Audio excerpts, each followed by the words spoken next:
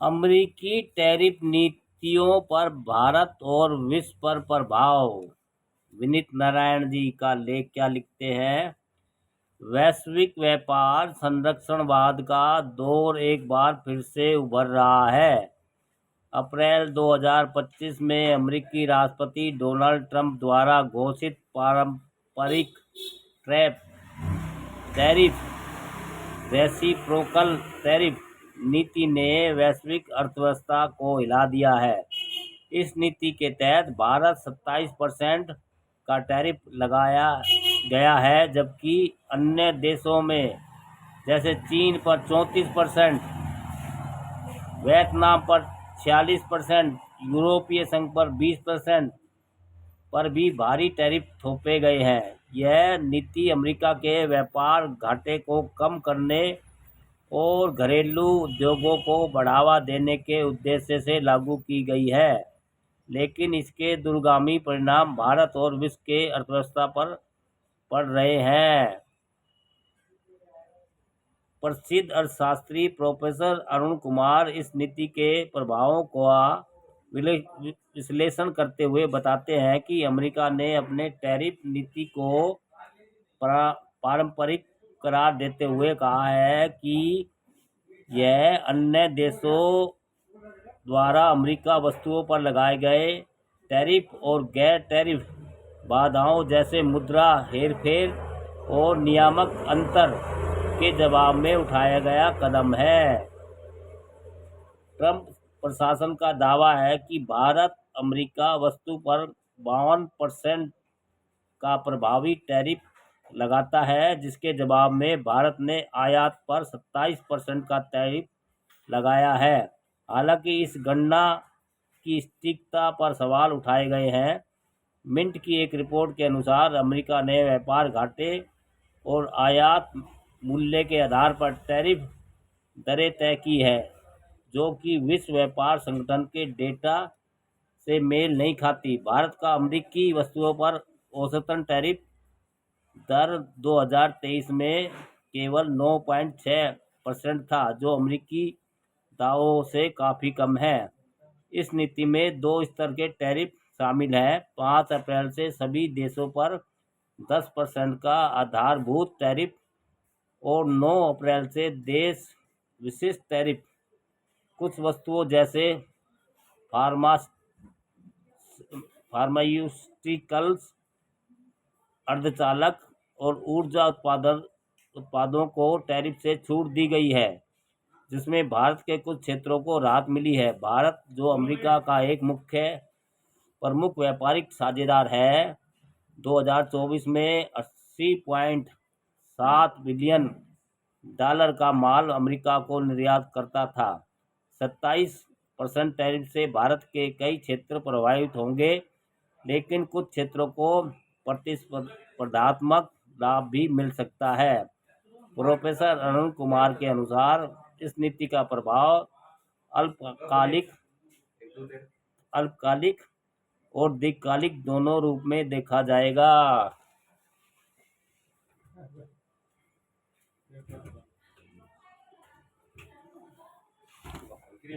नहीं, 29 वाला कॉमन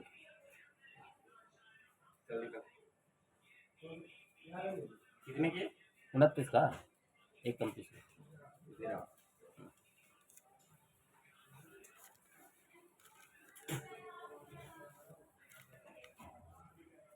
किया जाएगा। उल्लेखनीय है कि भारत के $14 बिलियन के इलेक्ट्रॉनिक्स निर्यात को $9 बिलियन के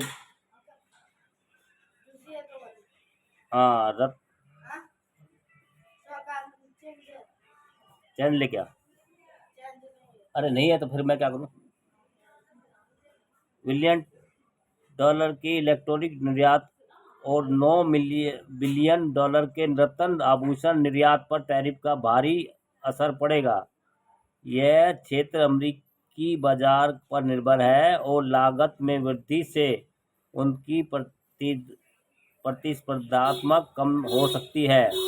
इसके साथ ही मछली, झींगा और प्रसंस्कृत समुद्री खाद्य उद्योग जो कि 2.58 बिलियन डॉलर का है, इन पर 27.83% का टैरिफ अंतर भारत की प्रतिस्पर्धा को कम करेगा, खासकर जब पहले से ही अमेरिका में एंटी डंपिंग शुल्क लागू है। उधर भारतीय वस्त्र उद्योग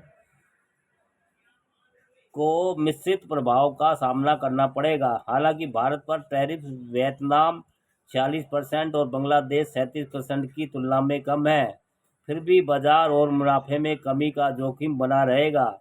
वहीं भारत के 9 बिलियन डॉलर के फार्मास्यूटिकल निर्यात को टैरिफ से छूट दी गई है।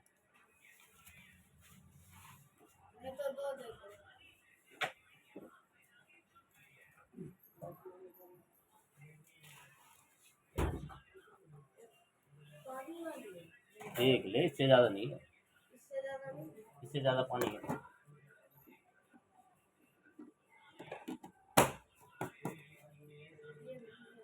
अरे यार, तू भी ड्रामा खो रहा है। 1 रुपये के पीछे ये और ये, कभी तो तू बर्फी मांगता था।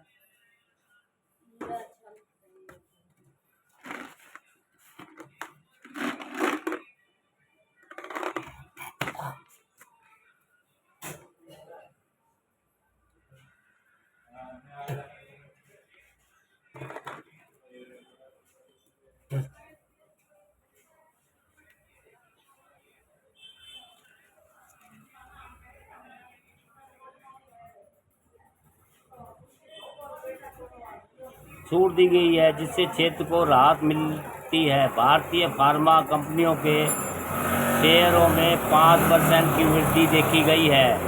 हालांकि सॉफ्टवेयर सेवाएं प्रत्यक्ष रूप से टैरिफ से प्रभावित नहीं है, लेकिन वीजा प्रतिबंध और व्यापार तनाव भारतीय आईटी कंपनियां जैसे टीसीएस और इन्फोसिस के लिए चुनौतियां पैदा कर सकते हैं। प्रोफेसर कुमार का मानना है कि भारत को कुछ क्षेत्रों में प्रतिस्पर्धात्मक लाभ मिल सकता है, क्योंकि चीन और वियतनाम जैसे प्रतिस्पर्धी देशों पर अधिक टैरिफ लगाए गए हैं। उदाहरण के लिए परिधान और जूते जैसे क्षेत्रों में भारत अपनी स्थिति मजबूत कर सकता है। टैरिफ के कारण भारत के निर्यात में 30 और 33 मिलियन डॉलर की कमी आ सकती है। 30 से 33 मिलियन डॉलर की कमी आ सकती है।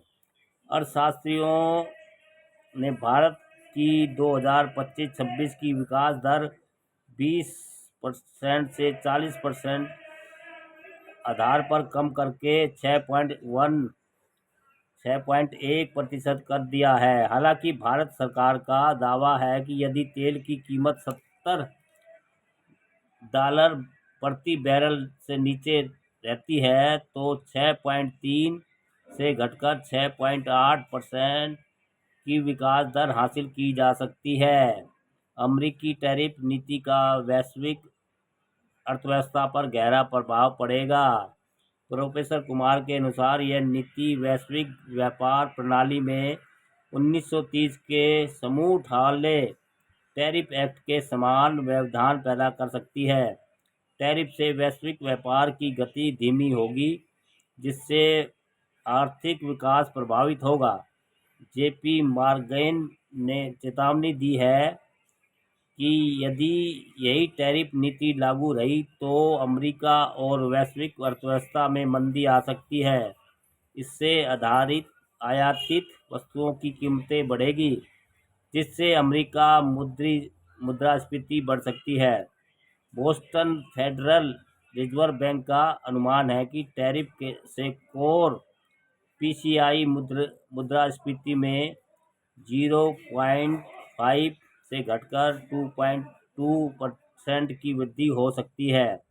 वैश्विक शेयर बाजार में गिरावट मुद्रा अस्थिरता पहले ही देखी जा चुकी है। दोस्तों, चीन, यूरोपीय संघ और अन्य देशों ने अमेरिकी वस्तुओं पर जवाबी टैरिफ की घोषणा की है, जिससे वैश्विक व्यापार युद्ध की आशंका बढ़ गई है। इससे आपूर्ति श्रृंखलाएं बाधित होगी और व्यवसायों को लगातार बढ़ने का सामना करना पड़ेगा। कम प्रति व्यक्ति आय वाले देश जैसे कंबोडिया 50% टैरिफ सबसे अधिक प्रभावित होंगे। इससे अमेरिका की विकासशील देशों में साख को नुकसान हो सकता है। प्रोफेसर कुमार का सुझाव है कि भारत को इस संकट को अवसर में बदलने के लिए राजनीतिक कदम उठाने चाहिए। भारत को अमेरिका के साथ व्यापार समझौते पर तेजी से काम करना चाहिए। $23 बिलियन के अमेरिकी आयात पर टैरिफ कम करना एक शुरुआत हो सकती है। यूरोपीय संघ, आसियान और मध्य पूर्व जैसे वैकल्पिक बाजारों पर ध्यान देना चाहिए। भारत EU मुक्त व्यापार समझौते को तेज करना भी महत्वपूर्ण होगा। आत्मनिर्भर भारत और मेक इन इंडिया जैसी पहलों को मजबूत करके घरेलू उत्पाद और खपत को बढ़ावा देना चाहिए। छोटे और मध्यम उद्योगों के लिए सब्सिडी, कर राहत और निर्यात प्रोत्साहन योजना को लागू करना चाहिए। अमेरिका टैरिफ नीति से वैश्विक व्यापार में अनिश्चितता का माहौल पैदा किया है। भारत के लिए ये एक चुनौती होने के साथ साथ अवसर भी है। प्रोफेसर कुमार का मानना है कि यदि भारत रणनीतिक रूप से कार्य करे तो वह न केवल इस टैरिफों के नकारात्मक प्रभाव को कम कर सकता है, बल्कि वैश्विक आपूर्ति श्रृंखला में अपनी स्थिति को भी मजबूत कर सकता है। दीर्घकालिक दृष्टिकोण को सुधारों के साथ भारत इस संकट को एक नए आर्थिक युग की शुरुआत बदल सकता है। दोस्तों, अमेरिकी टैरिफ नीतियों पर भारत और विश्व का प्रभाव। विनीत नारायण जी का लेख।